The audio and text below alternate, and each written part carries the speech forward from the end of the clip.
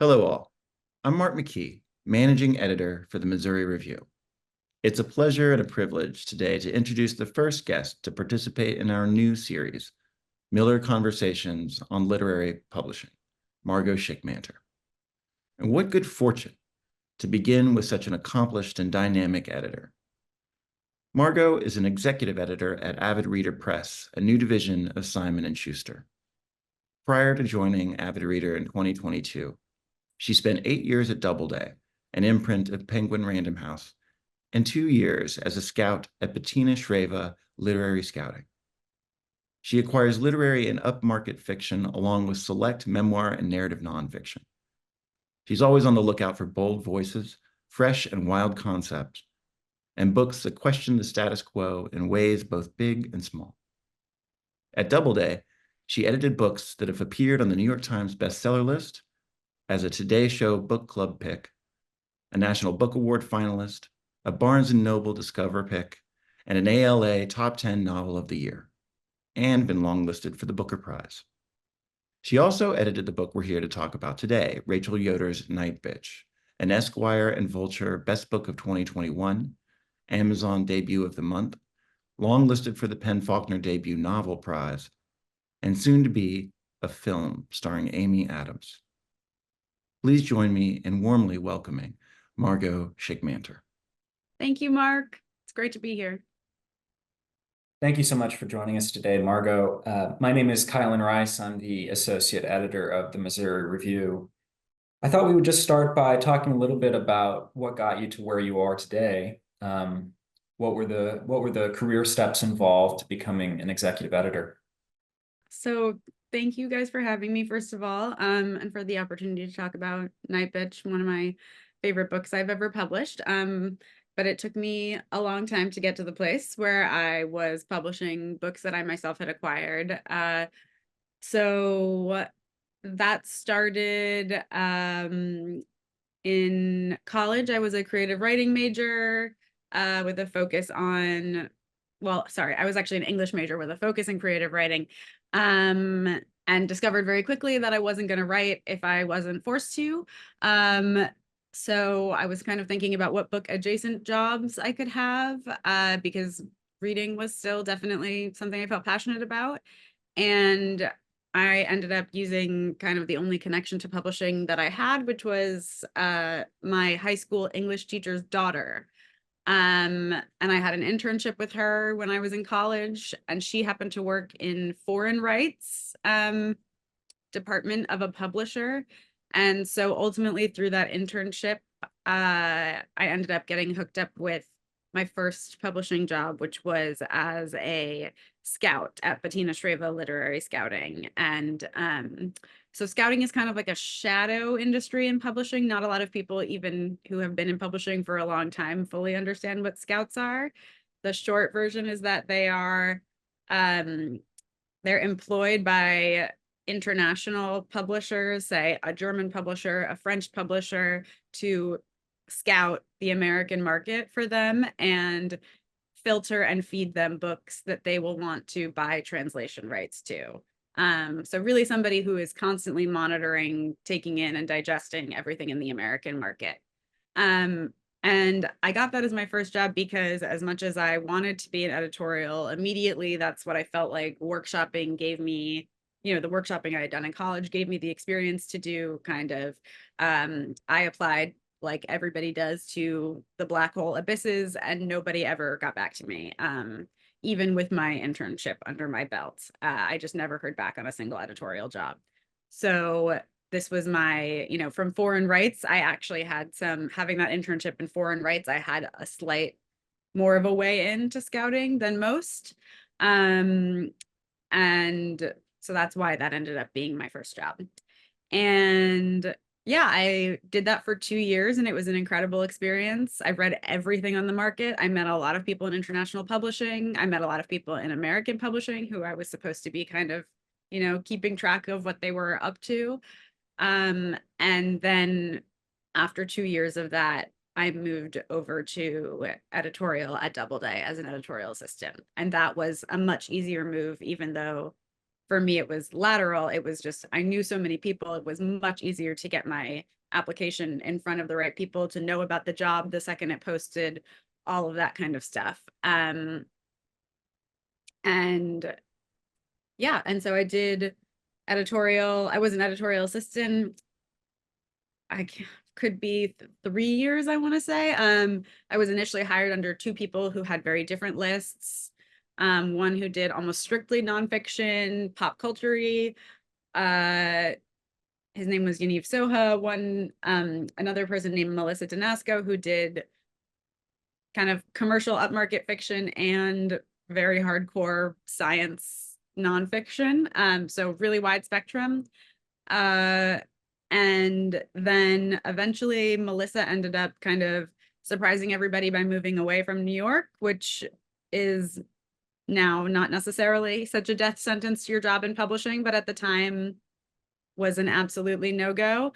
And so the department kind of shuffled, and I was able to get that both like room to grow there that would not have been there otherwise, and also kind of leg up by inheriting a bunch of her projects and stuff. And then I slowly made my way up under the publisher mostly. I became his assistant editor, and then kind of moved up from there at Doubleday. And then just 2 years ago, I moved over to Avid Reader. And that was really just like to kind of spread my wings and do my own thing on a much newer list that was like looking for expansion.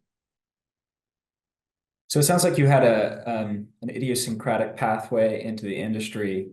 Has that been true for your peers as well? Could you maybe compare your path to other editors in your position? Yeah, I think a lot of people I know who are in editorial initially struggled to get into editorial. I just think kind of almost everybody struggles to get into editorial. And just because there's such a huge number of people applying. So there's definitely, I have a lot of peers who I think did other, got their foot in other ways first, marketing, publicity, agenting assistant, and ended up kind of taking lateral moves to get to the place where they wanted to be. I think the place where my path like veers a little bit is that I stayed at the same place and was able to move up. Like through all of the editorial ranks, basically. And that really was what I think is, in one way or another, the ingredients to success of anybody in like a probably small creative industry that inevitably hits these kind of like bottlenecks at a certain point.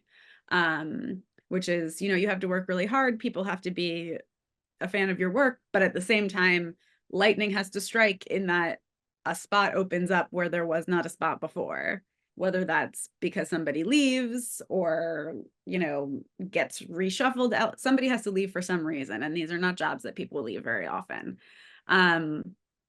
So, Melissa was at the time the only woman doing fiction on the list. It just so happened, like we had other women editors, but they were doing different kinds of nonfiction. And so it just opened up a really big hole for somebody to step into. And my boss, I think his priorities were just elsewhere at the time, and he did not rehire to fill that hole for like 2 years. So I was kind of able to build something in the place and then make the argument that I should be able to fill that hole myself.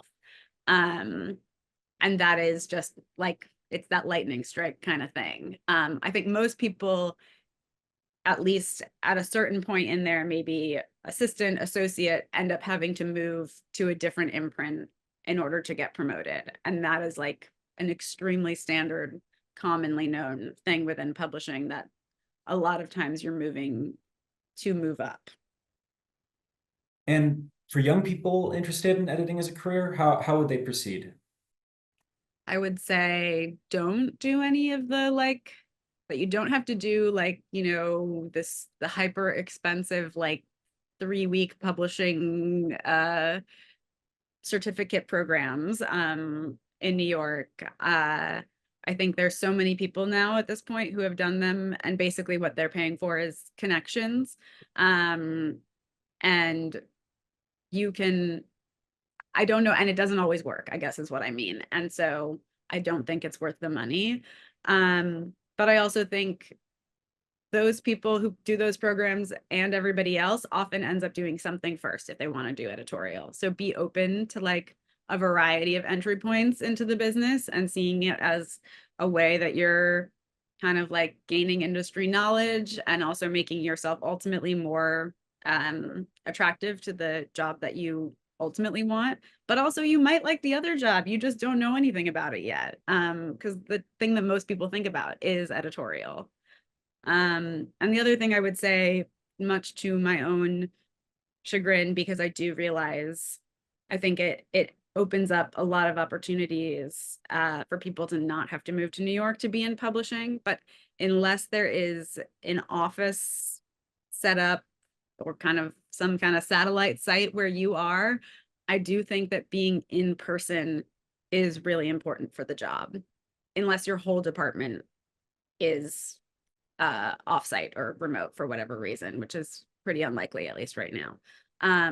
So I would prioritize, if you think you're somebody who wants to kind of get in the game and work your way up, that probably what that's going to have to look like sooner rather than later is for you to be in New York and be at the office and have FaceTime with a lot of the people that you're working with, just to form those relationships, because it really is a relationship business that's hard to teach over Zoom. How does a book come across your desk, and what piques your interest when you're looking at the prefatory pitch or material associated with the manuscript? Yeah. So books are zooming across my desk all day. They come into my inbox constantly from agents mostly. And so, you know, agents are both an advocate for the author and kind of like a first filtration device to just like any person that has written a book. So, and we have relationships with a lot of agents. So I would be just kind of like the life cycle is that I'm perpetually reading through submissions that I get in from agents, and getting multiple of them a day. So I have a constant kind of backlog to go back to, and I'm constantly reshuffling and prioritizing them based on all sorts of factors to what I need to read first. And I guess, you know, what a manuscript looks like on submission for fiction is like the full book, and the author and the agent sends, you know, a pitch that's like, this is what the book's about, this is why I think it's going to sell, and this is who the author is, nonfiction, different story. That's usually a proposal, much less material. The things that really catch my eye at that point are usually, that's where kind of the fresh and wild concepts that Mark quoted from my bio come in. I think it's not necessarily how everybody works, but I have been very lucky that my kind of remit, as we call it sometimes, has pretty much been to like follow my nose and publish what I like, because I've always worked at general publishers. So we're not genre specific. And we're not necessarily like, nobody's saying, you know, we need to publish 8 books this year for our romance line or whatever. So really I'm just looking for things that feel fresh and new, and that I feel like I'll be able to tell somebody, you haven't read anything like this before. And then, you know, things, because I also work for, I've worked for publishers that are really kind of on the more, I think, like literary side of things, that have a real quality to their writing, and have authors who are very concerned also with craft. So it is like a meeting of those two things, that kind of exciting concept and the quality of the craft and voice. But those are probably the two things that are going to immediately catch me and make me put it at the top of the pile. And otherwise, competition. If somebody emails me and is like, I have 8 other editors that are already like chomping at the bit, they want to offer on this, have you read it yet? Then if I haven't read it, I'm like, and I read it. Maybe we could talk for a moment about your relationship with agents. It sounds like that's a key relationship. And I'd be curious to hear how much your personal rapport with an individual agent affects your decision to seriously consider a manuscript. Yeah, I mean, as you can kind of hear from how or could probably tell from how I answered the last question, it's an incredibly, your taste is incredibly subjective, right? And so I'm getting, a lot of these people have also been in the industry, these agents have also been in the industry for many years. They were assistants to big deal agents when I was assistant to my editors. And we kind of came up together and over a long time got to know each other. I have a sense of their taste. I know if their taste kind of matches mine. If we tend to just enjoy the same stuff, get excited about the same kind of ideas. And so those are people whose books I'm going to put in the front of the line, because otherwise it really, if you don't know the person at all, you're really shooting in the dark, which we do tons of. I'll be, honest, we shoot in the dark constantly. But so when you know the agent, you're often prioritizing their manuscript because you feel like you have a little bit of a better idea of what to expect. And you also know that you trust them to a certain degree, because they are, again, going to be, a book timeline is about 2 years to publication from acceptance, roughly, for your average novel, maybe 1.5 years at the shorter end. So they're also going to be your partner for that long. Oh, so I mean, maybe you could say a little bit then about how the agent continues to play a role in the process once they've gotten the book to you and once you've accepted it. How does that relationship continue? Yeah, I mean, agents like editors, agents all do it differently. But ideally their job is as kind of like the author's, I mean, I see myself as the author's advocate in-house. They are the author's advocate in the author's relationship with the publisher, kind of, period. And so I think they're often, especially in debuts, which I do a lot of, they're really kind of the publishing industry whisperer who's explaining why things work the way they do, kind of what's coming up, helping them, just giving them even more context than I can give them, about, why things work the way they do, and what they should expect. So I'm including them in conversations about pub date, about cover, about title, and they're often, chiming in with their thoughts, and ideally also, kind of their own bits of manpower when it comes to the things that we have to get done on behalf of the book, like getting blurbs, getting media attention. Everybody's kind of like throwing in their whatever they have to offer whenever they can. So you mentioned that freshness is really important to you when you are determining whether you want to read a manuscript. Can you speak maybe in specific terms about what that looks like for you? Perhaps with an example or two. What pops out and is it consistent?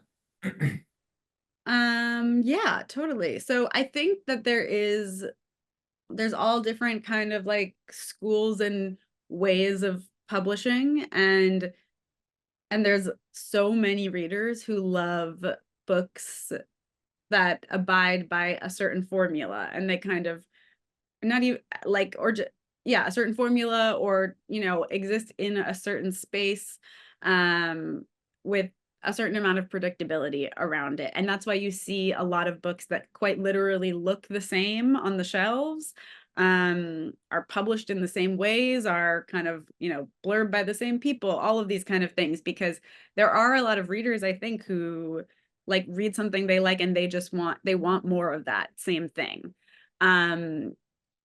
I find that one was just harder for me personally to get excited about. And two, because like the more challenging, more exciting aspect of publishing for me is kind of like building it from the ground up every time, and the whole publication having to be a new kind of bespoke thing, finding a new way in.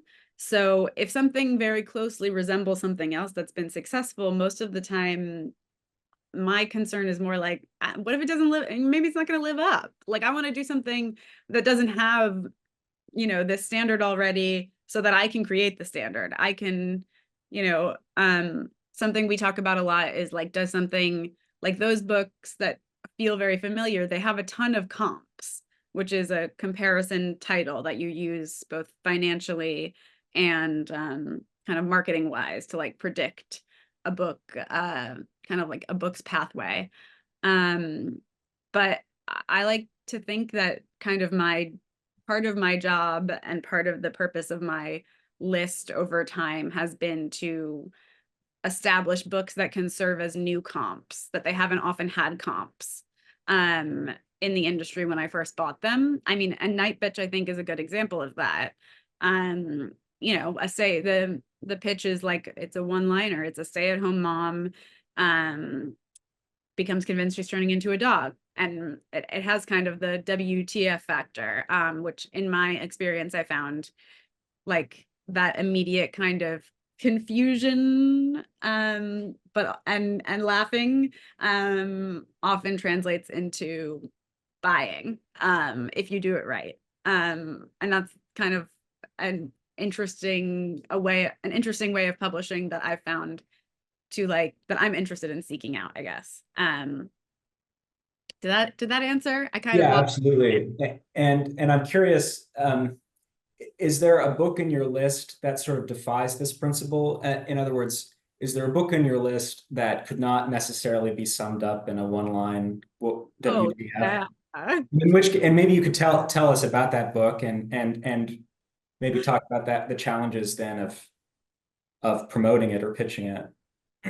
Sure. Gosh, there's a lot of there are, I would say there's more books. It would be easier, there's a very few, maybe like 5 books or something on my list that sit in this kind of one line space that I like to play in. But most of the other books and most books on the market in these spaces that I'm in are not one line hooks at all. I'm trying to, let's see. I mean, I published a book. It was a second book by an author whose debut novel I published, which is, we called it a family memoir. It's called The Man Who Could Move Clouds by Ingrid Rojas Contreras.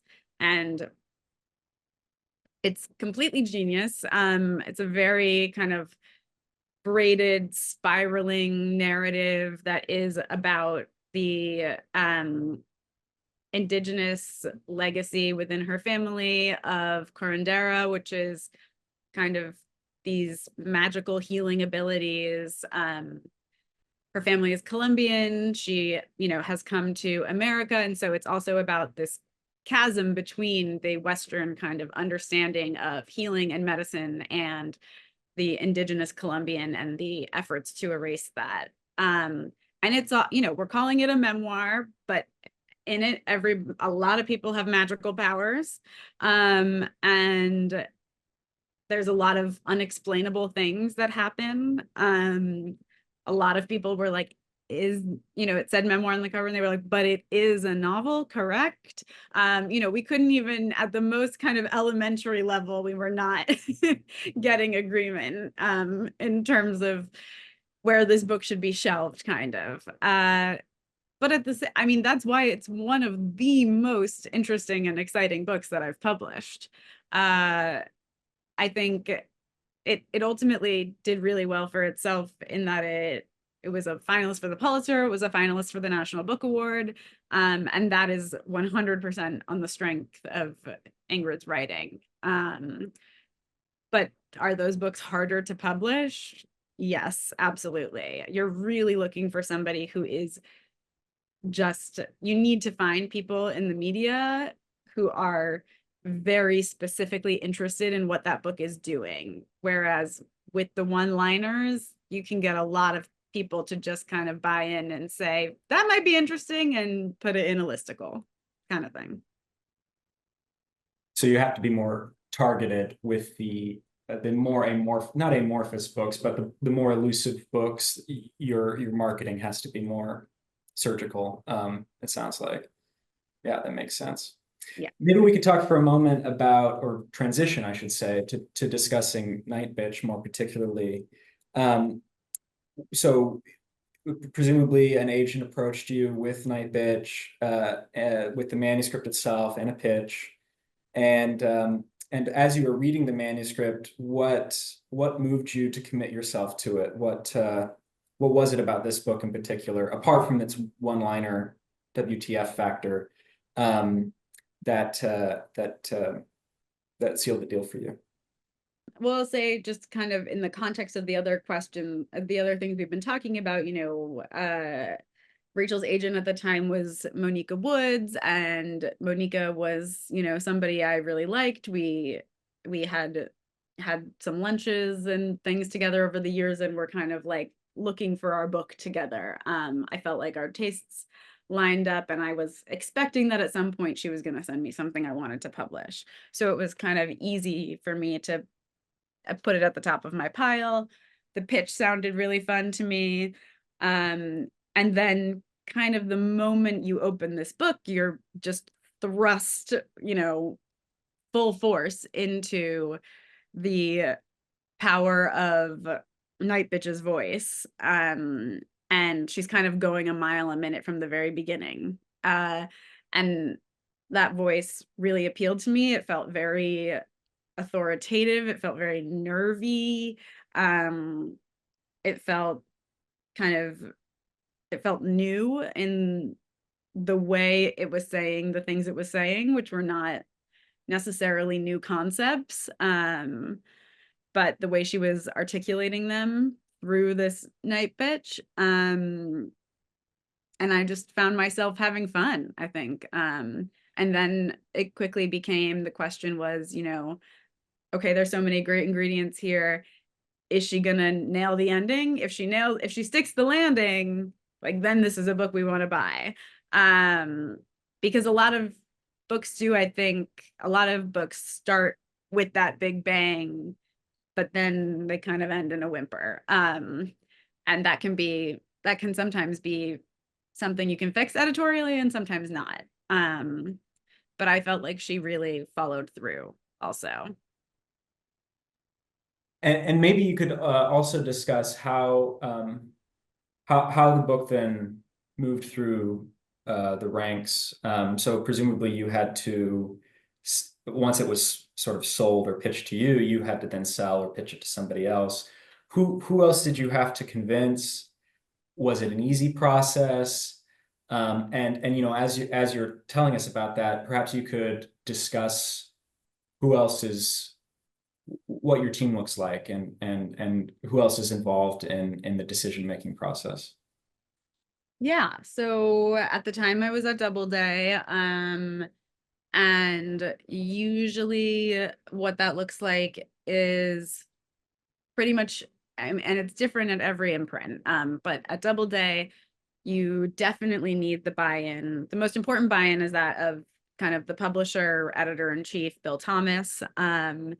And then oftentimes, like, editors would read for one another books that they had on submission, just to kind of give an opinion.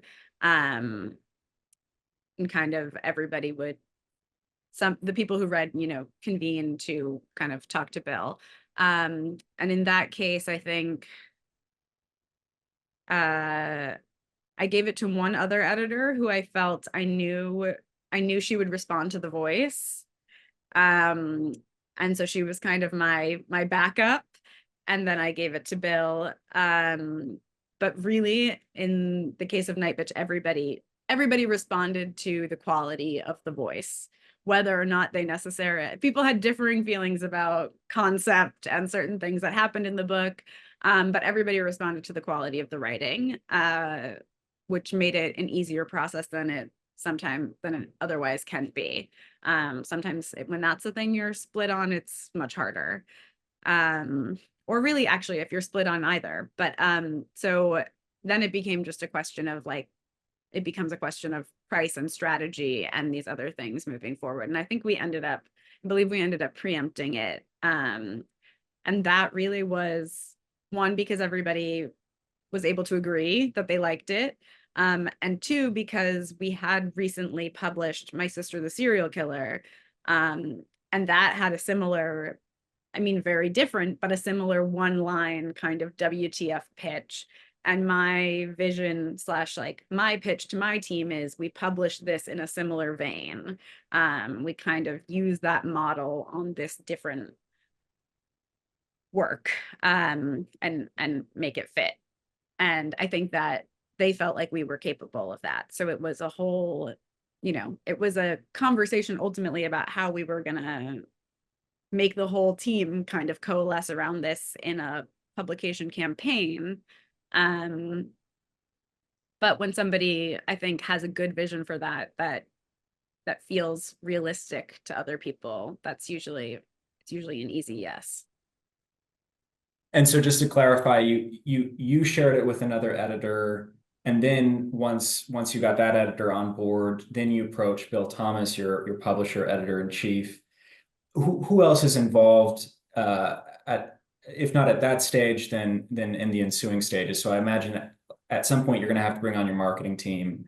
Are they brought in at that point, kind of counseling? And if not, then how much marketing in advance are you conceptualizing as an editor? And maybe you could talk about those economic considerations. Yeah. Yeah.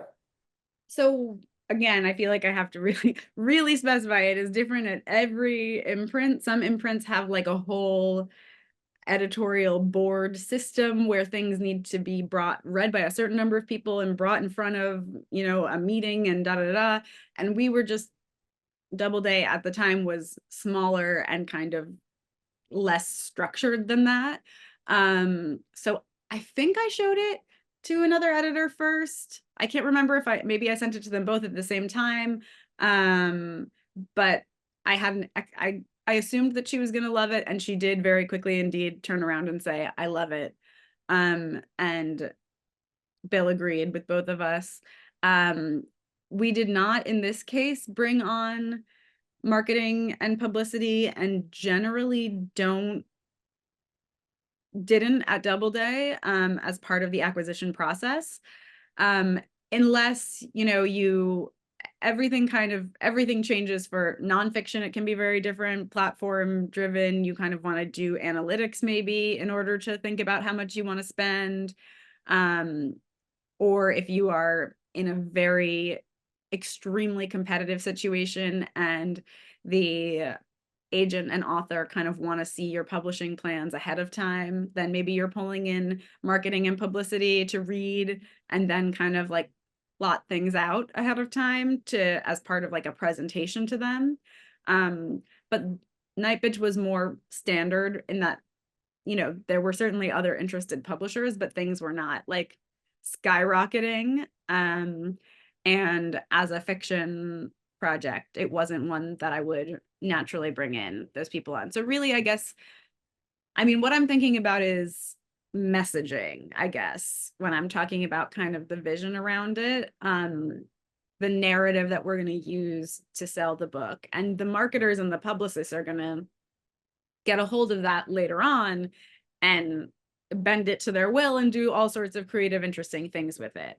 But I think of it as my job to kind of create that narrative for them to then use. And so I just, as an editor, always feel it's incumbent on me And part of what I like about the job, that I'm not going to acquire a book if I don't have a kind of vision for that narrative around it. Yeah, that makes sense. So once you agreed to accept the book, what had to happen before getting into the text and editing the text? So did you have to generate internal documents, those kind of initial narratives, maybe? Could you give us a little insight into that that process? I mean, in order to to kind of put an offer out on something, a financial offer out on something, you have to make a P&L, which is a profit and loss statement. And that is a financial document that is attempting, at best to kind of predict both how much we're going to sell and, according to varying other factors, how many copies we're going to sell of the book, and then how much money we're going to make, and therefore kind of how much at the end we're either going to have profited or be out on the advance, which is the money that we give to the author in the very beginning in order to acquire the book. And that P&L is many things to many people, and different all over the place. But it is at best a very kind of creative estimate. And the kind of standard things, though, that we do, like comp titles, are plugged into the P&L. So those are sales numbers for books that are in some way comparative to the book you're trying to buy, which are just hopefully feeding you some kind of data to churn out predictions with. And so at that point, you're able to start working with the text. Was that a particularly arduous process in Nightbitch's case, or was it pretty much publishable as is? I'd be curious to hear how the text evolved over the editing process. Yeah, it was not arduous. I mean, I think something that I always liked about Nightbitch was that I felt like she was having fun with her subject matter on the page. And she was both she was talking about deathly serious matters without taking herself too seriously. So I think what I was most interested in was really making sure that kind of, she had her voice down.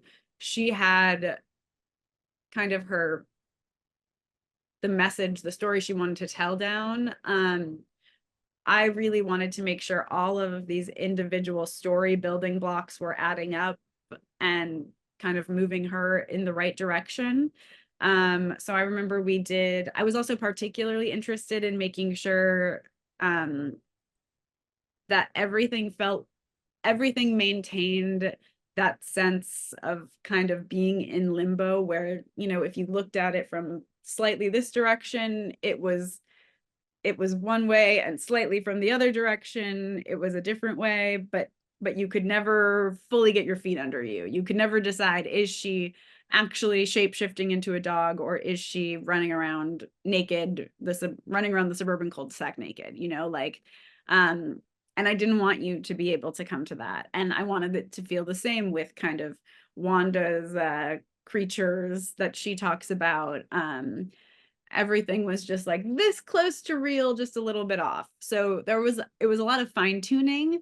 And then we had a lot of fun. I think a big thing was that she always had the kind of multi-level marketing mommies storyline in there.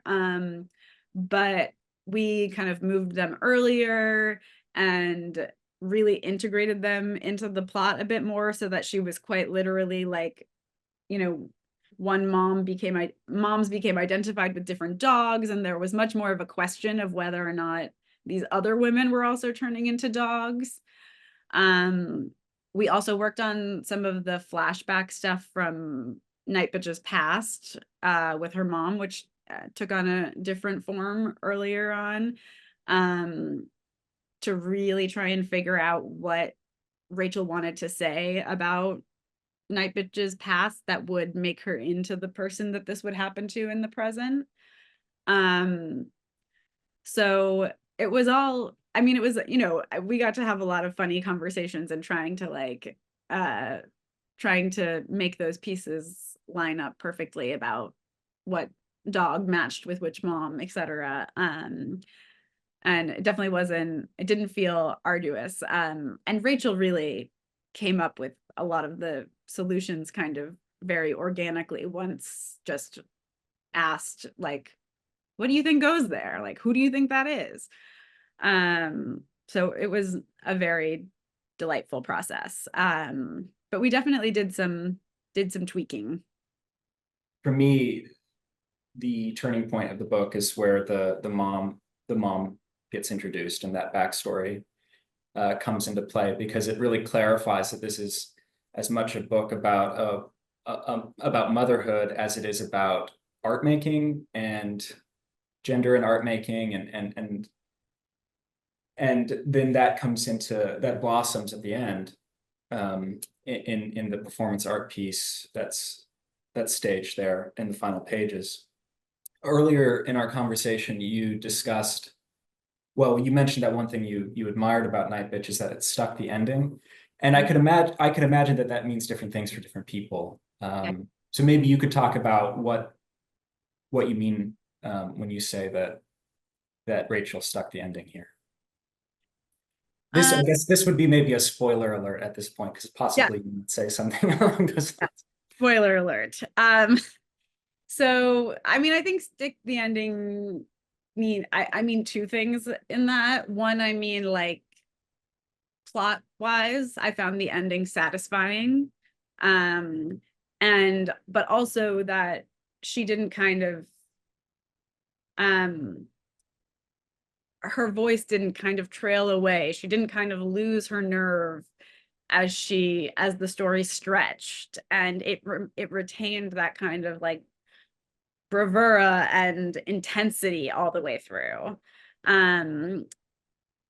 which I think is a hard thing to pull off with a voice where one of the most important characteristics is just that it's really intense.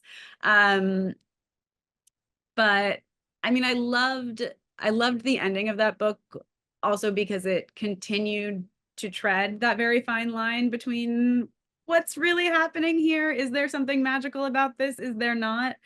In a really brilliant way. And also, I felt like she really answered kind of what I could see being the main, almost like bad faith, or not even bad faith, but, you know, the main criticism of Nightbitch, which is that she didn't really love her son, that she didn't find joy in her son, that she like needed to find it elsewhere. And I just feel like so much of Nightbitch's transformation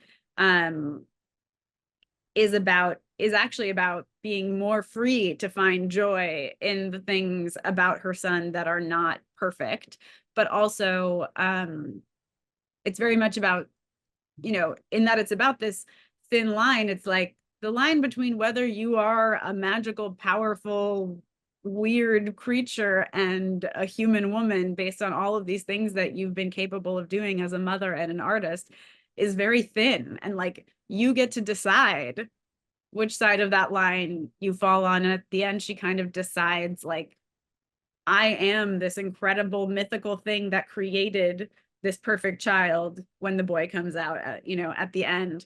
And I just really loved that answer to that criticism. So maybe you could talk a little bit about what you learned in the course of editing this book. How are you different as an editor or how did you change as an editor after working with Rachel on Nightbitch, if at all? I mean, I will say, I feel like Rachel and I were very simpatico kind of, and so, and our vision of the book really just kind of lined up from the first, which is, I guess, part of, so it didn't feel like it wasn't a particularly challenging edit. I don't know that I necessarily grew as an editor, which I don't think is a bad thing. I think it just fell really squarely into a space that I felt like I wanted to play in because I was comfortable there. I think where I grew more is probably as a publisher in this book, just because it was a very surprising campaign in that it ended up coming out in the pandemic. I didn't buy it during the pandemic. That was a death knell for a lot of books at the time. It was really, really hard to get media attention because there was so much news happening. And it was also really hard to get people to pay attention to kind of, a book event, or what were you going to say about a book in this moment that was really going to stick in people's minds. And I think I had a narrative about the book in mind and a vision when we first acquired it, and it was a matter of me and then everybody else that worked on this book, marketing, publicity, production, everybody, of really like molding that vision to fit the time that we were in. And it turned out that it fit really perfectly. Like, it just chimed exactly with this constant churn of articles that were coming out about, women in this total care overload who were, being forced out of the workforce and stuck inside with screaming toddlers and given absolutely no support. I mean, the world was really speaking to those issues. And so it was a matter of figuring out how to match the book up in the right places and spaces and people who were already having that conversation, and making people think of the two together. And that was it was a really good experience and a really fun experience, and kind of it was surprising to see the way the book kind of like changed shape with this totally unprecedented cultural situation that we were in, and how that could work sometimes. Most of the time it totally screws you, but every once in a while. That was going to be my kind of a follow-up question, is have you, if this was a lesson of Nightbitch, have you implemented it in other books? And it sounds like maybe you do on a judicious basis. I always try to make sure that my books, have some kind of toehold into a contemporary cultural conversation that feels sticky in some way at the moment. Whether just about kind of social norms at the time, about politics, about policy, whatever. That's kind of a reliable way for me to figure out how we're going to get in and get some attention. And sometimes that works out better than others. There has not been kind of such, I've not accidentally happened into such a movement the way that did, the way that worked there.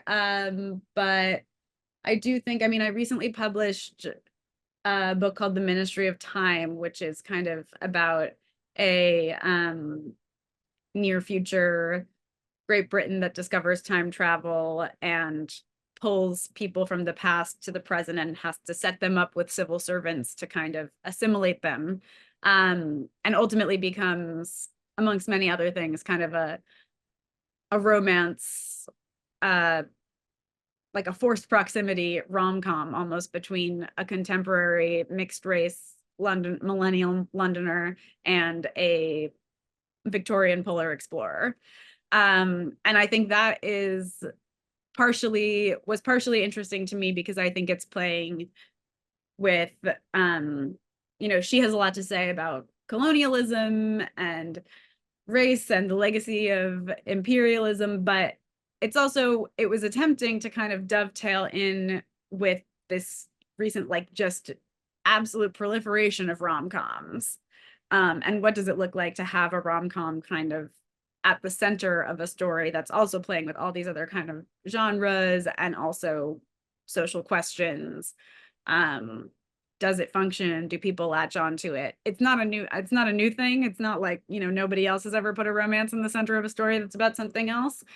But I think it so plainly is kind of almost like, it's like fan fiction about this one particular Victorian explorer, that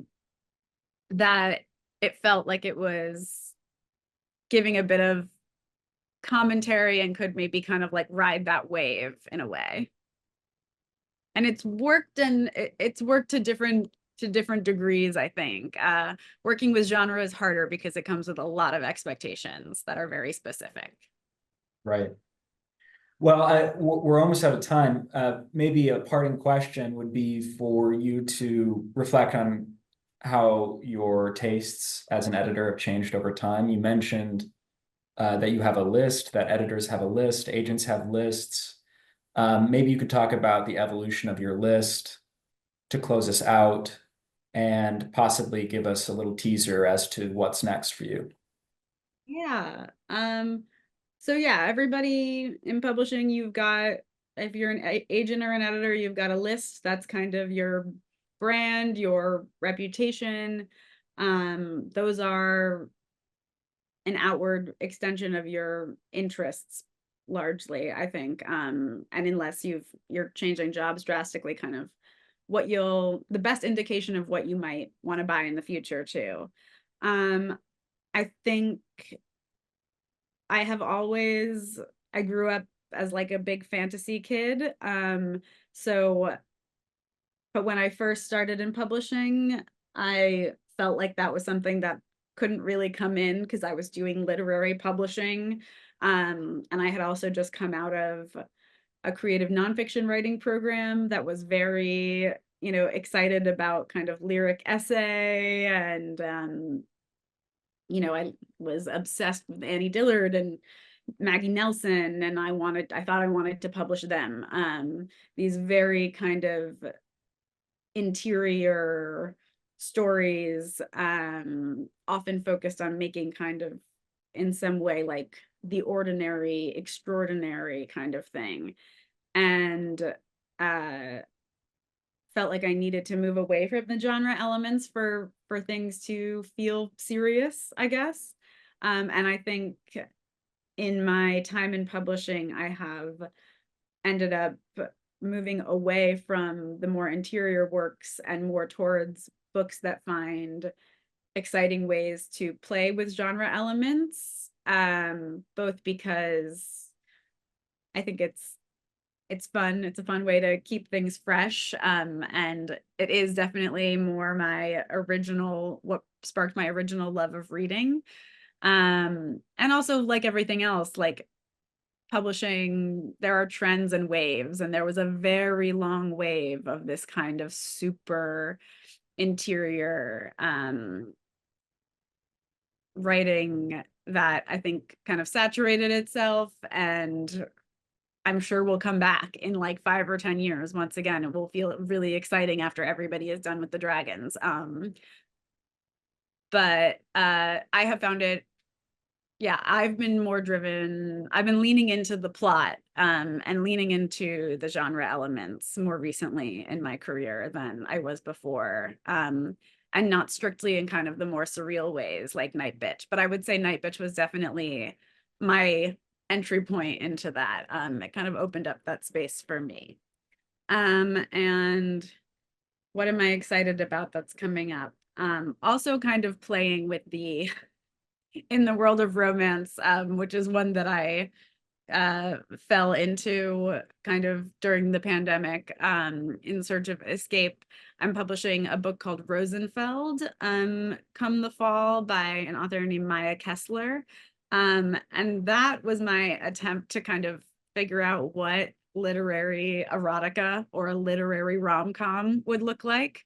That is kind of equally as interested both in style, as in steam per se, or spice. And if there is a space for that and what it looks like. And I'm kind of working that out through the publishing, I guess. Which is definitely a situation, again, in which I'm putting some of the lessons I learned from Nightbitch to work.